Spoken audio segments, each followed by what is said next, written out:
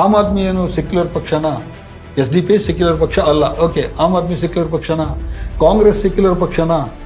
ಈಗ ನಾವು ಹಿಂದೆ ನಾವು ಹೇಳ್ತಾ ಇದ್ದೀವಿ ಕಾಂಗ್ರೆಸ್ ಸೆಕ್ಯುಲರ್ ಪಕ್ಷ ಅಂತ. ಈಗ ಪ್ರಶ್ನೆ ನೀವು ಸರಾಗವಾಗಿ ಬಿಜೆಪಿಯಿಂದ ನಿನ್ನೆ ತನಕ ಕೋಮುವಾದದ ಭಾಷಣ ಮಾಡಿದವರು ಯಾವುದೇ ಇದಿಲ್ಲದೆ ನೇರವಾಗಿ ಕಾಂಗ್ರೆಸ್ ಸೇರ್ಕೊಂಡು ಶಾಸಕರಾಗ್ತಾರೆ, ಮಂತ್ರಿಗಳಾಗ್ತಾರೆ.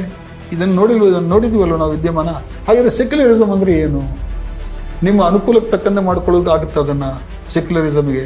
ಸೊ ಆ ಸೆಕ್ಯುಲರ್ ಪಕ್ಷ ಅನ್ನೋ ಪರಿಕಲ್ಪನೆ ಇದೆಯಲ್ಲ, ಅದೇ ಭಾಳ ದುರ್ಬಲ ಆಗ್ತಾ ಇದೆ ಇವತ್ತು.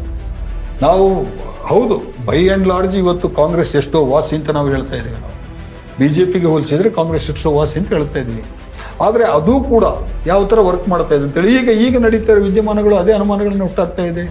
ಕಾಂಗ್ರೆಸ್ನ ಸ್ಟೇಟ್ ಹೈಕಮಾಂಡೇ ಅಥವಾ ಏನು ವೀಕ್ಷಕರು AICCಯಿಂದ ಬಂದಿದ್ದಾರೆ ಅವರೇ ಕೂತ್ಕೊಂಡ್ಬಿಟ್ಟು ಮುಸ್ಲಿಮರನ್ನು ದುರ್ಬಲಗೊಳಿಸ್ತಾ ಇದ್ದಾರೆ. ಪಕ್ಷದೊಳಗಡೆ ಮುಸ್ಲಿಮರ ಗುಂಪುಗಾರಿಕೆಯನ್ನು ಸಪೋರ್ಟ್ ಮಾಡ್ತಾ ಇದ್ದಾರೆ. ಮುಸ್ಲಿಮರಿಗೆ ಕಾಂಗ್ರೆಸ್ ಪಕ್ಷದಲ್ಲಿ ಏನೊಂದು ನಿಷ್ಠೆ ಇತ್ತು ಅದು ಸಡಿಲಿಸೋದಕ್ಕೆ ಅವರೇ ಕಾರಣರಾಗ್ತಾ ಇದ್ದಾರೆ ಅನ್ನುವಂಥ ಒಂದು ವಾತಾವರಣ ಕ್ರಿಯೇಟ್ ಆಗಿದೆ. ಅದಕ್ಕೆ ನಾನು ಆರಂಭದಲ್ಲಿ ಹೇಳಿದ್ದು ಸಮುದಾಯದ ಸೆಂಟಿಮೆಂಟ್ ಹರ್ಟ್ ಆಗ್ತಾ ಇದೆ ಅನ್ನುವಂಥದ್ದು ಈ ವಿದ್ಯಮಾನಗಳಿಂದ. ಇವತ್ತು ಬಹಳ ದೊಡ್ಡ ವೋಟ್ ಬ್ಯಾಂಕ್ ಇರೋದು ಮುಸ್ಲಿಂ ಒಬ್ಬರೇ ಕಾಂಗ್ರೆಸ್ ಹತ್ರ. ಕರ್ನಾಟಕದ ನೀವು ಬೇರೆ ಬೇರೆ ಜಾತಿ ಸಮೀಕರಣವನ್ನು ನೋಡಿ, ನೀವು ಯಾವ ಜಾತಿ 100% 90% ಕಾಂಗ್ರೆಸ್ಗೆ ವೋಟ್ ಹಾಕಿರೋ ಒಂದು ಸಮುದಾಯವನ್ನು ಹೆಸರಿಸಿ ನೋಡೋಣ. ಅಲ್ಲ, 100% ಯಾರೂ ಹಾಕಲ್ಲ. ಮೆಜಾರಿಟಿ ಆಫ್ ದಿ ಪೀಪಲ್ ಒಂದು ಕಮ್ಯುನಿಟಿನಲ್ಲಿ ಒಂಥರ ಥಿಂಕ್ ಮಾಡ್ತಾರೆ ಅಂತ ಹೇಳ್ಬಿಟ್ಟು.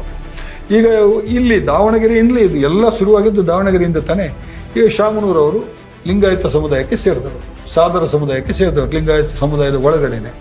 ಏನು ಬಹಳ ದೊಡ್ಡ ವೋಟ್ ಬ್ಯಾಂಕ್ ಅದು ಕಾಂಗ್ರೆಸ್ ಇದ್ದು. ಆ ಒಂದು ಕುಟುಂಬದ ಹಿತಾಸಕ್ತಿಯನ್ನು ರಕ್ಷಿಸೋದಕ್ಕೆ ನೀವು ಇಷ್ಟೆಲ್ಲ ಶಿಸ್ತಿನ ಹೆಸರಿನಲ್ಲಿ ಕಠಿಣ ಕ್ರಮಗಳನ್ನು ಕೈಗೊಳ್ಳಬೇಕಾದ ಅಗತ್ಯ ಇದೆಯಾ?